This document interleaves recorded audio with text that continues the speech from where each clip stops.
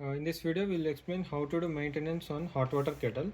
First, remove the cap provided for the hot water kettle, and then remove the kettle like this. After cleaning the kettle, while cleaning the kettle, you have to make sure you don't spill any water under the kettle unit where the coil is provided. And after cleaning, just place the kettle like this, and then close the lid.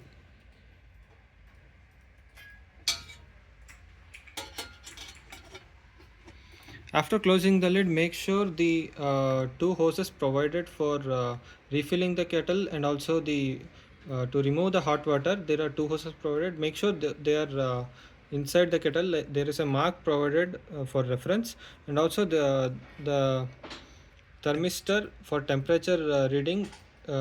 It's provided. Make sure the zip tag provided reaches this end.